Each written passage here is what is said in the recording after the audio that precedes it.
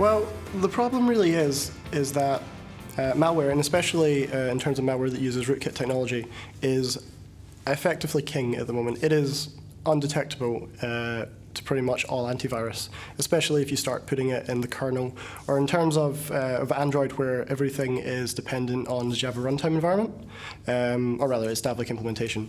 If you manipulate that, all antivirus that is built in, using Java, then becomes affected by that, and you can, start manipulating what the libraries and the classes it depends on. You can start telling it what the files it thinks are in the file system.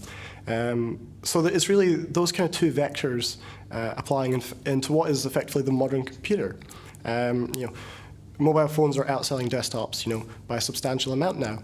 It's not really going to change anytime soon. And so it's trying to look at that and trying to effectively demonstrate, and talk about it and say, these are big problems. What can really be done about that? If you manipulate that function within the library, you basically control all the functionality that it depends on. So by replacing these functions, we can effectively hide from the user in the same kind of way.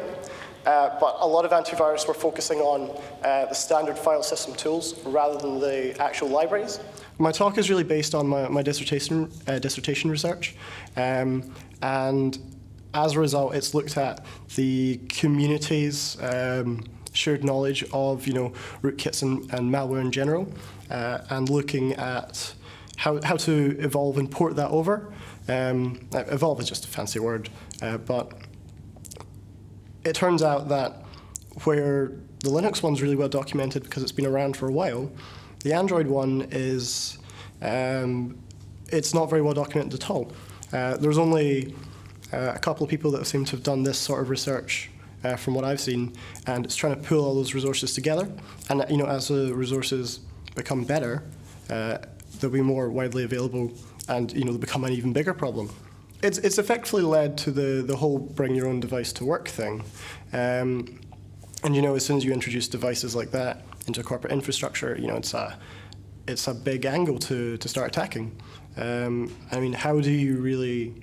It's almost a social issue as much as it's a technological issue, because people want it, and the big bosses, they say, "Well, is it really a problem?" And they don't have the expertise to make that judgment, so they have to rely on other people. And sometimes a favoritism answer can come in. I want my iPhone or my my Android device. I'm going to get it because I'll say it's good, it's safe. So there can be some bias involved, but it's got to be looked objectively. I want people to realize effectively that if you're targeted, they've got you effectively, because the whole talk was really centered around post-exploitation. You've already been hacked. It's quite common, but the bigger kind of angle is, okay, you got hacked, and you're never really going to get rid of them. If you've got a kernel-based rootkit on a Linux device, providing it's got a way to inject itself at the startup, that effectively means, how are you going to get rid of that? It runs in the kernel, which is effectively even more superior than root, because root depends on the kernel.